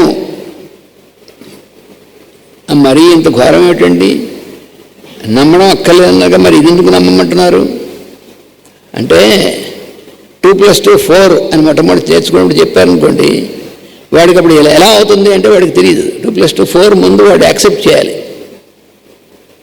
ఫస్ట్ టైం వాడు 2 2 కలిపి 4 అవుతున్నటువంటిది అంటే ముందు వాడు 1 2 3 4 ఇలా అంకెలు కొంతవరకు తెలిసిన తర్వాత 2 2 కలిపి 4 అవుతుందంటే ఎట్లా అవుతుంది వాడికి వెంటనే అర్థం కాదు కదా. అందుకని ముందు వాడు 2 2 4 అని వాడు చదువుకుని యాక్సెప్ట్ చేసిన తర్వాత ఓహో ఈ 2 2 కలిపి 4 అవుతుంది వాడికి అర్థం అవుతుంది. అందుకని ఇది భగవంతుని నమ్మి ఉండాలంటే ముందు ఉంటే ఇక్కడ అప్పుడు మనకి ఎక్స్పీరియన్స్ వస్తుంది. ఇలాంటిది మాత్రం తప్పకుండా నమ్మాల్సిందే. అప్పుడు జీవితము వానికి అర్పణమగును. ఇది భగవంతుడితే అని మనం యాక్సెప్ట్ చేయకపోతే మనం భగవంతుడికి అర్పణ చేస్తున్నాం, ఏం అర్పణ చేయము. మనకే ఉంటుంది, అర్పణ చేసాం అనుకుంటూ ఉంటాం. అందుకని అలా అర్పణమైనటువంటి ఆ స్థితిలో ఉన్నవారు కొందరు కలరు, తెలిపేదని వినుము అన్నాడు. అంటే నువ్వు చెప్పేవి బాగానే ఉంది, శరీరం నాది కాదు, శరీరంతో సహా శరీరం కానీ ఇంద్రియాలు మనస్సు బుద్ధి ఇవన్నీ ఏవి నావి కావు అనేటువంటిది యాక్సెప్ట్ చేయమన్నావు, భగవంతుడిగా నమ్మమన్నావు. అప్పుడు వాడు అర్పణం చేసినటువంటిది అవుతాను జీవితం మొత్తం. ఆ స్థితిలో ఉన్నవారు ఎవరైనా ఉన్నారా? ఉన్నారు కొందరు, వాళ్ళు ఎవరో చెప్తామేమన్నాడు. నేను బ్రహ్మగా ఈ పని చేయుచుండియు రజోగుణము విడిచిపెట్టి వేదములందు భక్తితో స్థిరపడి తిని. ఫస్ట్ స్టార్టింగ్ ఆయనేగా సృష్టికి. అందుకని సృష్టిలో హయ్యెస్ట్ పని చేస్తున్నటువంటి వాడు మరి చతుర్ముఖ బ్రహ్మగారు. అందుకని నేను బ్రహ్మగా ఈ పని చేయుచుండియు, నన్ను బ్రహ్మగా నిలబెట్టాడు. ఇక్కడ పెట్టాడు, నువ్వు బ్రహ్మగా పనిచేయి అన్నాడు. అందుకని నేను బ్రహ్మగా పనిచేయుచుండియు రజోగుణము విడిచిపెట్టి. రజోగుణము విడిచిపెట్టి అంటే అర్థం ఏంటి? రజోగుణం వల్ల ఏం కలుగుతుంది? ఇది నాది అనేటువంటి భావన కలుగుతుంది రజోగుణంతో. అంటే పైగా డిజైర్ అనేటువంటిది, కోరిక అనేటువంటిది కూడా ఇది పూర్తిగా నా కంట్రోల్లో ఉండాలి, నాదే అనేటువంటిది ఇవన్నీ కలుగుతాయి రజోగుణం. ఆ రజోగుణాన్ని విడిచిపెట్టా అన్నాడు. అంటే నాది అనేటువంటి భావాన్ని వదిలేశాను అర్థం. అప్పుడు వేదముల యందు భక్తితో స్థిరపడితేనే అన్నాడు. అంటే వేదముల యందు భక్తి ఏమిటంటే, వేదం అంటే భగవంతుడే, భగవంతుడు వేద్యుడు, దాన్ని తెలిపేటువంటిది వేదం. అందుకని దాని యందు భక్తితో స్థిరపడితేనే అతనికి శరణాగతుడనైతిని. పూర్తిగా నేను బ్రహ్మని కానీ ఇది నాది అని కానీ ఏం లేకుండా అందుకు శరణాగతుడయ్యాను. ఇట్లు కొలుచుచు వాణ్ణి ఎరింగితిని. అప్పుడు భగవంతుని తెలుసుకోవడం అనేటువంటిది ఎప్పుడు సాధ్యమైందంటే, మనలో ఉన్నటువంటి రజోగుణాన్ని మనం దాటి విడిచిపెట్టేసి భక్తితో పూర్తిగా ఉన్నటువంటిది చేసి శరణాగతి చేస్తే అప్పుడు వాణ్ణి ఎరింగితిని తెలుసుకున్నట్టయిన. అప్పుడప్పుడు సృష్టించుటకు రజోగుణము కలిగి ఉన్న వేళల్లో నారాయణుని తెలియలేను, అయితే నాకు కూడా ఇబ్బంది ఉన్నాడు. నేను బ్రహ్మ అనుకోకపోతే సృష్టి చేయడానికి అవదు. మనకి ఒక బ్యాంకులో పనిచేస్తాను అనుకోండి, బ్యాంకులో క్యాషియరు లేకపోతే ఆ క్యాష్ ఆఫీసర్ అని ఉంటాడు, అదంత రెస్పాన్సిబిలిటీ. ఆయనలో ఉన్నటువంటి క్యాష్ అందరికీ రెస్పాన్సిబిలిటీ. నేను క్యాష్ ఆఫీసర్ని, ఇది రెస్పాన్సిబుల్ నేను అని అనుకోపోయాడా దాన్ని ఎలా చేయాలో కంట్రోల్ చేయలేడు. అందుకని చేయాలి. కానీ నేనే దీనికి కంప్లీట్గా కంట్రోల్ అని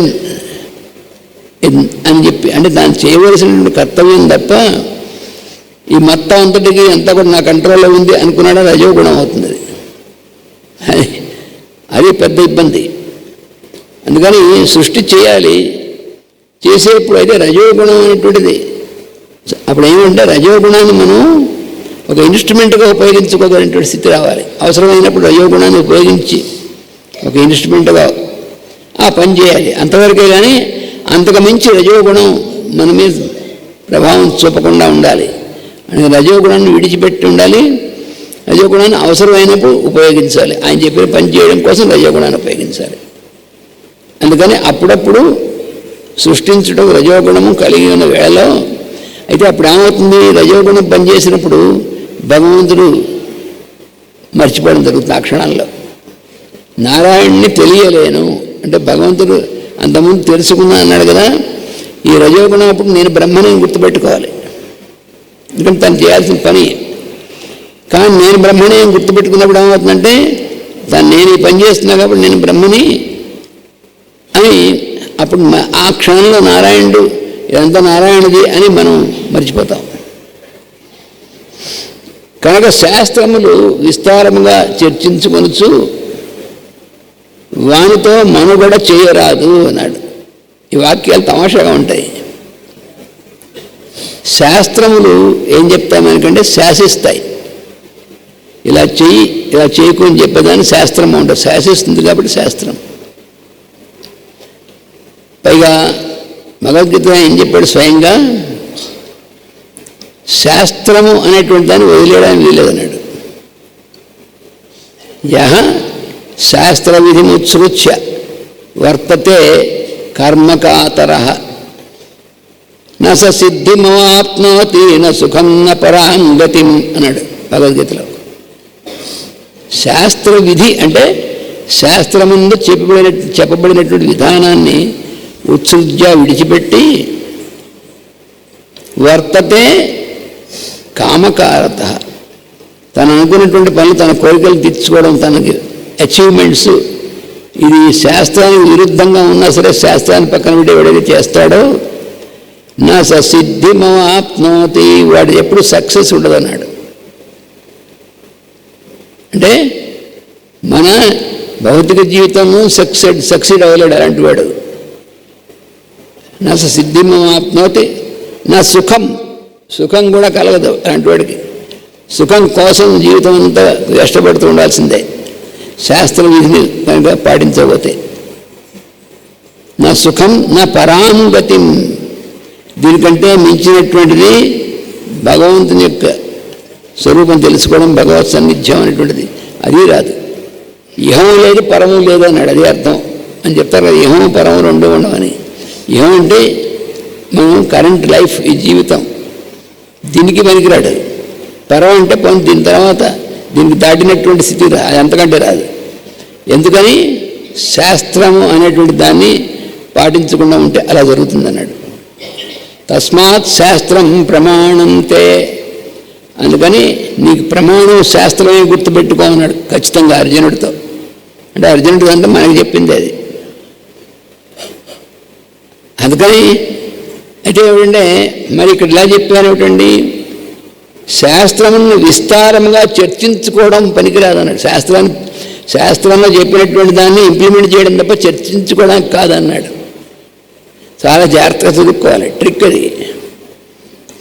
శాస్త్రం ప్రమాణం అని చెప్పారు కదా, మళ్ళీ ఇక్కడ ఏం పనికిరాదంటున్నారంటే పనికిరానిది ఏది, దాని గురించి చర్చ పనికిరాదు. విస్తారంగా చర్చించుకోవడం అనే పని చేయకూడదు. చెప్పినట్టు చేయడం తప్ప దాన్ని చర్చించుకుని ప్రోస్ అండ్ కాన్స్ అందులో వాళ్ళు చెప్పారు కానీ అది మన ప్రోస్ అండ్ కాన్స్ ఆలోచించుకుని అయితే నువ్వు ఆలోచించుకుంటూ ఉండంతే నీకు అయితే ఫాలో అవ్వడం లేకపోతే మానేయడం తప్ప నువ్వు దాన్ని శాస్త్రాన్ని చర్చించుకుని విడమర్చి అది ఉపయోగం లేదు. శాస్త్రాన్ని అంగీకరించాలి. శాస్త్రం అంటే ఎవరు దాన్ని పూర్తిగా భగవత్ స్వరూపంగా తెలిసి దాన్ని నిరంతరం తప్పకుండా ఆచరించేటువంటి వాళ్ళు మనకి ఇచ్చినటువంటి ఇన్స్ట్రక్షనే శాస్త్రం అంటే, శాసించేటువంటిది.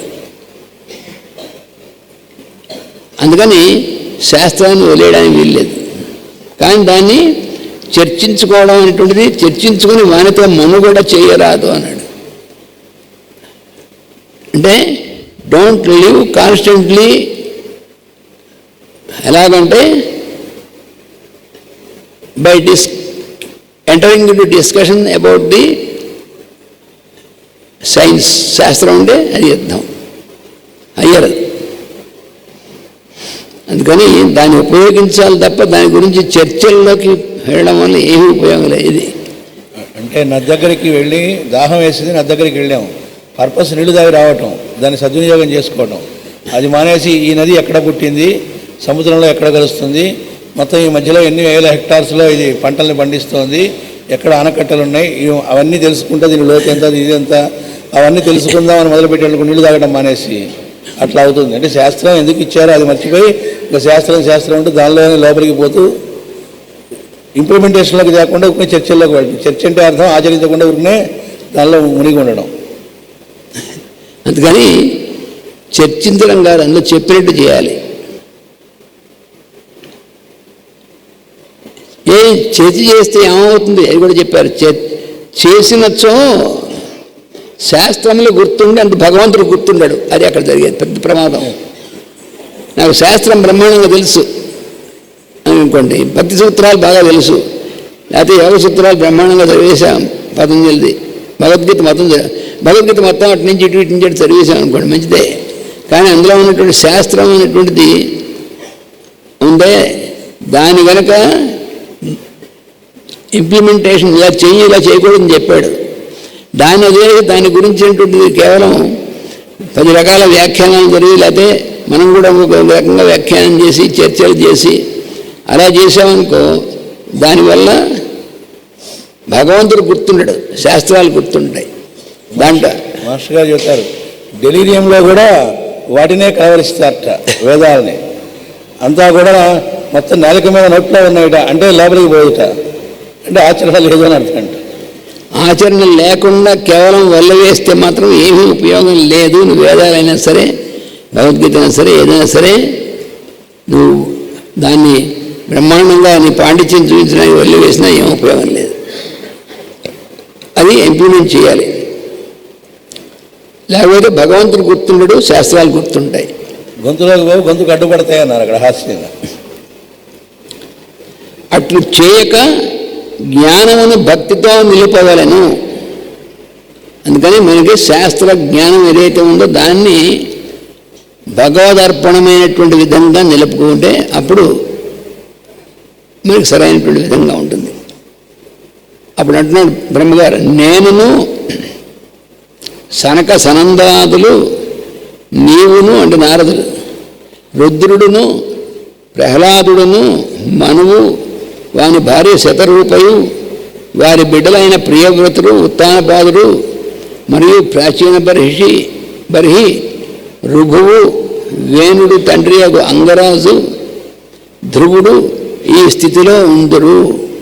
అంటే మనం ఆ స్థితిలో ఎవరైనా ఉన్నవాళ్ళని కొంతమందిని చెప్పాలిగా, చెప్పకపోతే మనకి ఎలా తెలుస్తుంది? అసలు ఉరికిని ఆ స్థితిలో ఉండాలని చెప్తే అలాగంటే ఉన్నవాళ్ళు ఎలా ఉన్నారో చెప్పాలి. ఇదిగో వీళ్ళంతా అలా ఉన్నవాళ్ళే. అందుకనే వాళ్ళ కథలో ఇచ్చారు భాగవతంలో. ఇప్పుడు ఎవరైతే చెప్పాడో ఇక్కడ చెప్పినటువంటిది ఆ కథలే ఇక్కడ భాగవతంలో ఇస్తుంది. ఇప్పుడు ఇక్కడ జరుగుతుంది ఏమిటి? బ్రహ్మ నారదుడు చెప్తున్నటువంటిది అని చెప్పారు కదా. అందుకని బ్రహ్మగారి కథ ఉంది, నారదుడి కథ ఉంది, సనక సనందనాన్ని తర్వాత మళ్ళీ వాళ్ళు ఏ విజయాన్ని వాళ్ళు శపించడము, ఈ కథ అంతా వాళ్ళ కథ ఉంది, ప్రహ్లాదు కథ ఉంది, మనువు, ఇవన్నీ కూడా ఉన్నాయి కదా. ఈ ప్రియవ్రతుడు, ప్రాచీన బర్హి, ఉత్తాన, ఇవన్నీ మనకు వస్తాయి భాగవతంలో. అందుకని భాగవతంలో ఎందుకు చెప్పబడ్డాయంటే వాళ్ళందరూ ఆ స్థితిలో ఉండి నిరంతరము వాళ్ళు భగవంతుడు ఇచ్చినటువంటి ప్రణాళిక ప్రకారం నడుస్తూ ఉండి ఆ శాస్త్రము అనేటువంటి దాన్ని ప్రకారం జీవితం దాన్ని చేస్తున్నటువంటి వాళ్ళే భగవదర్పణంగా ఉన్నటువంటి వాళ్ళ కథలు, వాళ్ళు భాగవతోత్తములు, వాళ్ళ కథలే ఇందులో ఉంటాయి. అది బ్రహ్మ ఇక్కడ నారదుని చెప్తానంటే వీళ్ళందరూ ఎగ్జాంపుల్ దానికి ఇలా ఉన్నటువంటి వారు. అందుకని నేను నువ్వు కూడా అందులో ఉదాహరణ మామాడంగానే లేకుండా చెప్పాడు. ఎందుకంటే ఉన్నాడు కాబట్టి ఉందని చెప్పాడు. అందుకని బ్రహ్మగారు తాను గొప్ప చెప్పుకోవడం కోసం కాదు చెప్పింది అక్కడ. బ్రహ్మగారు తాను గొప్ప చెప్పుకోవడం కోసం అయితే తాను ఫెయిల్ అయింది కూడా చెప్పాడు. నిర్మమాటంగా చెప్పాడు అది కూడా, నేను బలం చోట ఫెయిల్ అయ్యానని. అది ఎలాంటిదంటే నేను మండిస్తే వాళ్ళు బాగా తగ్గింది, వాళ్ళు బాగా సర్వైవ్ అయ్యారు అని చెప్పామంటే మాస్టర్ గారు ఏమన్నారంటే, నేను మండిస్తే వాడికి ప్రాణం పోయిందిట అని చెప్పగలవా, అప్పుడు చెప్పుకో అన్నారు. నేను మండిస్తే వాడు తగ్గలేదు, లేకపోతే ప్రాణాంతకం అయింది, చచ్చి చెడి వాడు వేరే దీంట్లో వెళ్ళి వాడు బతికాడు అని నువ్వు చెప్పడం యాక్సెప్ట్, అది నువ్వు నిర్మమాటంగా నువ్వు చెప్పగలవా? అది చెప్పినప్పుడు అప్పుడు కావాలంటే చెప్పు, నేను మందిచ్చాను వాడు తగ్గినని, లేకపోతే పిచ్చివేషలేకన్నారు.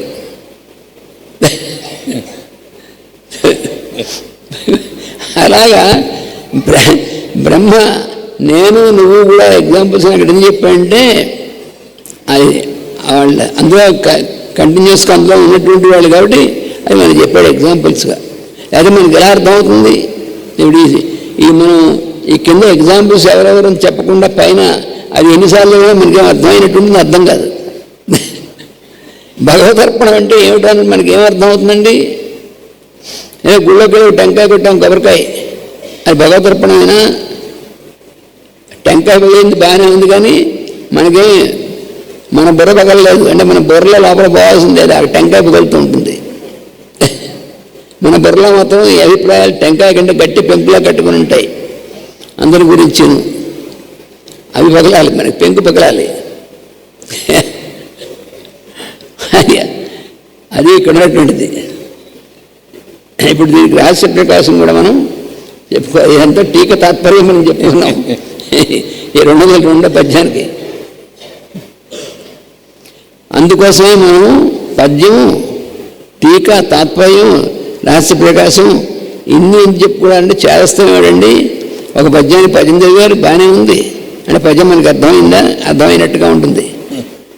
టీక చెప్పారు, తాత్పర్యం చెప్పారు, మళ్ళీ రహస్య ప్రకాశం అంటే మనం అలా చదువుకోవడం కోసమే మనం ఈ సప్తాహం అనేటువంటిది పెట్టుకుంది, అంతేగాని చదివి పారేయడం కోసం కాదు. ఇక్కడ చెప్తున్నారు దీంట్లో, ఇతరమును స్మరింపక తన్నే మనస్సును నమ్మి భజించువారే భగవంతునకు ఆశ్రితులు అన్నారు. భగవంతుని ఆశ్రయించాలి మనం. భగవంతుని ఆశ్రయించాలంటే ఎవరు ఆశ్రితులు? భగవంతుని కంటే ఇతరం అనేటువంటిది స్మరింపక తన్నే మనస్సును నమ్మి భజించువారు అంటే ఆ భగవంతునే మనస్సును నమ్మి ఆ భగవంతుని భజించేటువంటి వాళ్ళందరే, అంటే భజన చేసేటువంటి వాళ్ళని మాత్రమే కాదు, భజించుట అంటే అందరి యందు భగవంతునేటువంటి వాడిని చూసి వాడిని సేవించుట అని అర్థం. భజించడం అంటే సేవించడం. అంతేగాని నేను చాలాసేపు సంకీర్తన చేస్తాను, చాలాసేపు స్తోత్రాలు చేస్తాను, అవన్నీ మంచిదే. ఇవన్నీ భక్తికి సూచకములు లోపలికి తీసుకెళ్ళేటువంటిగా, ఇది భక్తి కాదు అని స్పష్టంగా చెప్పాడు. నాకు బోధన స్తోత్రాలు వచ్చు, శంకరాచార్య వారు రాసిన స్తోత్రాలు, అది రామానుజాచార్య వారు రాసిన స్తోత్రాలు, అది ముకుందమాల, ఇవన్నీ నాకు నోటికొచ్చు, వస్తాయి. కానీ వాటిలో చెప్పింది ఆచరించడానికి ప్రయత్నించకపోతే అవన్నీ ఏం ఉపయోగం లేదు. టేప్ రికార్డర్ పెట్టినట్టే మనం ఇవన్నీ కూడా దీంట్లో పెట్టి రోజు ప్లే చేస్తున్నాం అనుకోండి, దానికి ఏమవుతుందో మనకు కూడా అంతే, అది ఇంప్లిమెంట్ చేయకపోతే. అందుకని ఇతరములను స్మరింపక తన్నే మనస్సును నమ్మి భజించువారే భగవంతునకు ఆశ్రితులు. అది అక్కడ చెప్పినటువంటి అనన్యాశ్చింతయంతో మాం, ఆ శ్లోకానికి అర్థం అది. అనన్యమైనటువంటి విధంగా నన్నే స్మరించేటువంటి వారు, వారిచే సేవింపబడి పాదపద్మములు అతనివి. అటువంటి వాళ్ళు సేవించినటువంటి పాదాలు ఎవరు అంటే, అటువంటి వాళ్ళు ఏ జీవులను సేవించినా ఆ జీవుల పాదాలన్నీ భగవంతుడు. అదే రహస్యం. సేవించు వారి యందు వానికి దయ కలుగును. మన చుట్టూ ఉన్నటువంటి వాళ్ళుగా కనిపిస్తున్నటువంటి వాళ్ళు ఉన్నారు, ఇవన్నీ కూడా వారి యొక్క శరీరాలు కూడా భగవంతుడివే కదా. మన శరీరం భగవంతుడు అనుకున్నప్పుడు అందరి శరీరాలు భగవంతుడివే. అందుకని ఎవరి పాదములకైనా సరే తాను సేవించేటువంటి వాడు అయితే అప్పుడు అలాంటి వాడి యందు భగవంతుడు దయగలుగుతుంది. నేను భగవంతుడి పాదాలు తప్ప ఇంకెవరికి నేను నమస్కారం చేయను అనుకునేవాడు వాడికి భగవంతుడి పాదాలు దొరికేదే ఉంది. భగవంతుడు అంటే వాడికి ఒక విగ్రహంలో తప్ప ఇక్కడ కనబడుతుంది. అందులో ఇంకా పైత్యం పెరిగిందనుకోండి, ఫలానా పేటలో ఉన్న ఫలానా గుళ్ళో ఉన్న దేవుడికి తప్ప, అంటే శివుడికి తప్ప ఒక ఆయన ఉన్నట్టు గుంటూరులో ఆ బ్రాడీపేటలో ఎక్కడో ఉన్న శివాలయంలో ఉన్న శివుడికి తప్ప ఇంకెక్కడ శివుడికి కూడా మొక్కను అన్నట్టు.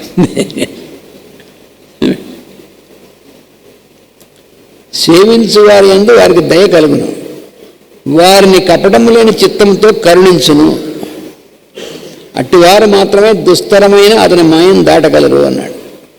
దీనికి ఇక్కడ హాస్య ప్రకాశం ఇచ్చారు మహేష్ గారు. ఇతరము స్మరింపకుండుట అనగా విష్ణువునకు ఒక్కడికే ముఖ్యం, మిగిలిన వారికి మొక్కకుండుట కాదు.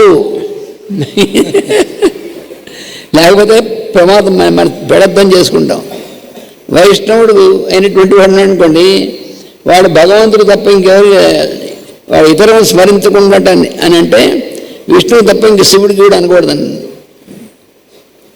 వీర వైష్ణవుడు అని అంటే అనుకోండి, అంటే మాస్టర్ గారు చాలా జోక్ చేశారు మన కృష్ణమాల హస్తకంలో. అక్రూరుడు ఉన్నట్ట, ఆ అక్రూరుడు ఇంట్లో చెంపులకి వాటికి కూడా నామాలు పెట్టించట. ఆయన ద్వారశివ తప్పుంటాలే కాకుండా ఇంట్లో ఉన్న చెంపులకి గోడలకి అన్నిటికీ నామాలు ఉంటాడంటే అంత పరమ వైష్ణవుడు అని. మామగారితో కలిసి భోజనం చేయడు అలా పెట్టుకున్నటువంటి వాడు వాడు చుట్టాలైనా సరే బంధువులైనా సరే పూర్తిగా ఆ నామాలని పెట్టుకున్నటువంటి వాడితో కలిసి కూర్చుని భోజనం చేయటవాడు. ఇంకో వాడికి వాడు అందుకని లక్ష్మణ్ వారు ఏమన్నారంటే అసలైనటువంటి వైష్ణవుడు ఎవరంటే శివుడే అన్నారు. కపముడిపోయింది మరీను. అనంతాచార్య కూడా చెప్పారు శివ పూజ చేయని వాడు వైష్ణవుడు కాదని పైగాను అని మరీ డొక్కదించేశారు. మేము ఆ మహాకృతువులో ఆయనతో పాటు ఉన్నాం కదా, అప్పుడు శివరాత్రి వచ్చింది మధ్యలో. ఆ శివరాత్రి దగ్గరికి వస్తుంది. అప్పుడు పారాయణ కొంతమంది ఇవన్నీ రామాయణం మొదలైన పారాయణం చేసి వచ్చినటువంటి వాళ్ళు స్మార్ట్లో ఉన్నారు, వైష్ణవం ఉన్నారు, అందరూ ఉన్నారు. ఆయన అందరినీ కామన్గా పారాయణ పెట్టారు. ఇందులో శివుని పూజించేటువంటి వాళ్ళకి కూడా శివరాత్రి వస్తుంది, ఈసారి మనం ఇందులో ఉండిపోయాము, ఎలాగా ఇదేమో వైష్ణవాలయం, ఇది వైష్ణవం సంబంధించినటువంటి ఇది అని పాపం వాళ్ళు అనుకుంటున్నారు. ఆయన ఒకరోజు ఇంకా శివరాత్రి ఇంకా 10 రోజులు ఉందని గాను ఆయన రోజు ప్రవచనం చెప్పారు లక్ష్మీపతి వారు. ఒకరోజు ప్రవచనంలో మధ్యలో మాట చెప్పారు, శివుని పూజించని వాడు వైష్ణవుడు కాదు అన్నారు. అదేమిటి అని మళ్ళీ చెప్పారు. మళ్ళీ మర్నాడు 2 రోజులు అయిన తర్వాత మన లక్ష్మీనారాయణ క్రతువులో అంతర్భాగంగా శివరాత్రి పుణ్యదినం నాడు మనం ఈ మండపంలో రుద్రాభిషేకం చేసుకుంటాము అని బాంబు పేల్చారు ఆయన. అప్పుడు ఏమైంది పాపం ఈ వైష్ణవులు అక్కడ స్మార్ట్ అయిన అమ్మయ్య మన ఇక్కడ రుద్రాభిషేకం పెట్టారని వాళ్ళు సంతోషించారు. కానీ అక్కడ ఉన్నటువంటి వాళ్ళు పెద్ద పెద్ద ఔద్ధపుండాలు పెట్టుకున్నటువంటి ఆచార్యులు వాళ్ళు ఉన్నారు. వాళ్ళకి ఇదేమిటిది, ఈ వైష్ణవం అనేటువంటి లక్ష్మీనారాయణ మహాకృతం ఏమిటి, మధ్యలో రుద్రాభిషేకం ఏమిటి అని కానీ అనలేరు ఆయన్ని. భయం గురువుగారు కదా, అలా గొంతులో వెలకబడింది పాపం వాళ్ళకి. అందుకని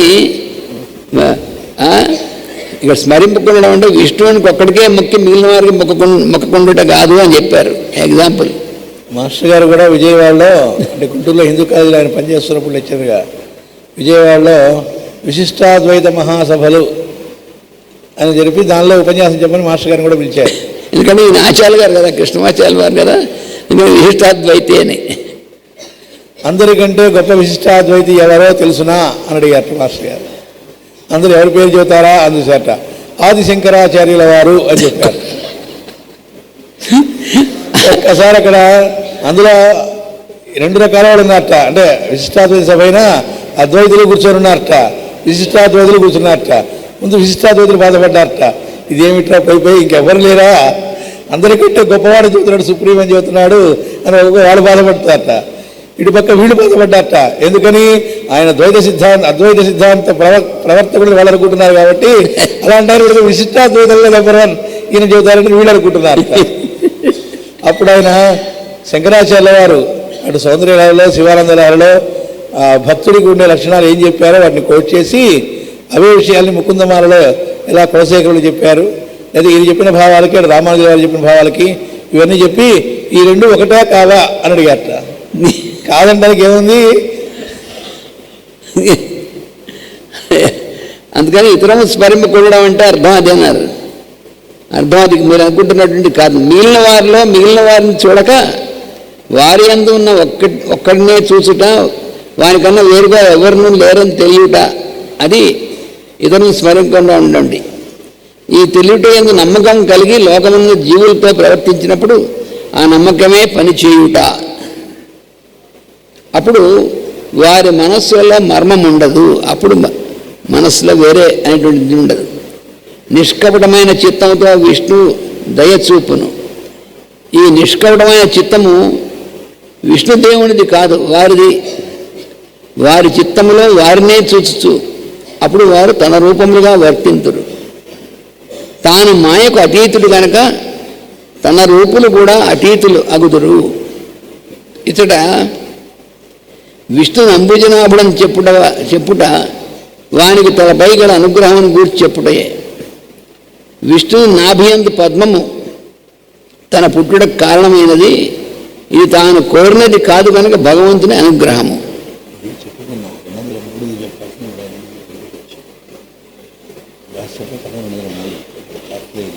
సంసారం 203 కదా. సంసారమునందు మునిగి దినములను వ్యయం చేసుకుంట వలన జన్మం వ్యర్థమగును.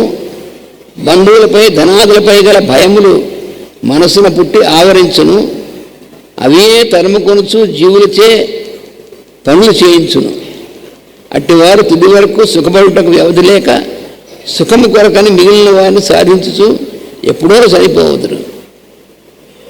పూసున్న క్షణములలో ఇక సుఖించుటకు వ్యవధి లేదని గ్రహింతుడు. దాంతో దుఃఖము కలుగును. నిరాశతో చనిపోవట సంసార జీవులకు తప్పదు.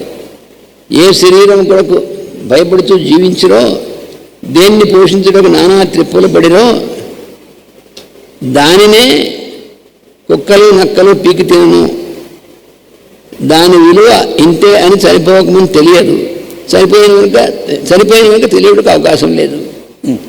అట్టి వారిని సంసార బద్ధులందరూ. అభిలాష శరీరంపై కాక అందున్న సర్వాంతర్యంపై వర్తించునచో అన్నిటి అందును వర్తించును.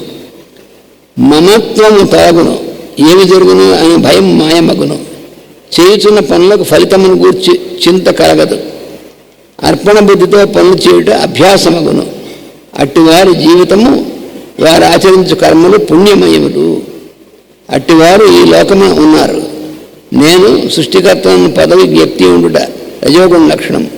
దాన్ని విడిచి అతనిపై భక్తిని అభ్యసించడం వలన ఈ సృష్టి నేను చేయనిది కాదనియు నాచే చేయింపబడినదనియు తెలియను. నేను బ్రహ్మను సృష్టి చేసుకుని సృష్టింపబోయినచో రజోగుణ స్వరూపును అగుదను కనుక ఆ క్షణంలో ఏమీ తెలియదు. నా వలే నీ తరుణోపాయమైన భాగవత విద్య తెలిసిన వారు సనక సనందనాథులు, రుద్రుడు, ప్రహ్లాదుడు, స్వయంభూ, మనువు, అతని భార్య శతరూపయు, వారి పుత్రులకు ప్రియవ్రతుడు, ఉత్తానపాదుడు మరియు మహానుభావులైన ప్రాచీన బర్హియు, రుభువు, వేణుని తండ్రియగా అంగరాజు, ధ్రువుడు, నేవను ఇట్లు ఉపదేశించి ఎరిగిన వారులైన మీరు ఈ ఎరుకను అనురాగముతోనూ సేవతోనూ భద్రం పరచుకొనడనియు తెలుసుకునవలనియు కుతూహలము భ్రాంతి అనియు ఆ మార్గమును బడి పోగొట్టుకొనవలదనియు ఆ మార్గం బడి దాన్ని పోగొట్టుకొనవలదనియు నారదులకు బ్రహ్మ ఉపదేశించున్నాడు. గర్భస్థుడకు జీవులకు కూడా వ్యక్తావ్యక్తమైన స్థితిగా 2వ మాసమున ఇదే ఉపదేశింపబడను గనక ఇది 2వ స్కందమున వర్ణింపబడినది అని అక్కడ లింక్ ఇచ్చారు. ఈ కథ రెండవ స్కందంలో ఎందుకు ఉందంటే రెండో నెలలో గర్భస్థమైన శిశువుకి రెండవ మాసంలో అక్కడ ఇది వ్యక్తమవుతున్న స్థితిగా ఉంటుంది కాబట్టి ఇది రెండవ స్కందంలో చెప్పారు. మనం ఇప్పుడు ఈ సప్తాహం యజ్ఞం అనేటువంటిది, భాగవత సప్తాహం అనేటువంటిది ప్రస్తుతానికి దీనికి ఎప్పుడు ఫుల్ స్టాప్ ఉండదు, కామ పెట్టుకోవడమే, అంటే అయిపోవడం ఉండదు, అంతేమీ ఉండదు. అందుకని ఈ 203వ పద్యం వరకు మనం ఇప్పటిదాకా చెప్పుకున్నాం. తర్వాత సప్తాహం అనేటువంటిది ఈ సంవత్సరం అక్టోబర్ 13 నుండి 19 దాకా, మహానవమి నాడు దాకా, అంటే మహానవమి దాకా జరుగుతుంది. అది కూడా పెదముత్తేవులో మళ్ళీ జరుగుతుంది. ఇంతకుముందు 2 సార్లు మనం పెదముత్తేవులో చేసుకోవడం అనేటువంటిది అనుగ్రహం వల్ల జరిగింది గురువుగారి యొక్క. మళ్ళా ఇంకోసారి పెదముత్తేవులో మనం ఆ సప్తాహంలో పాల్గొంటాం. వాసుదేవ.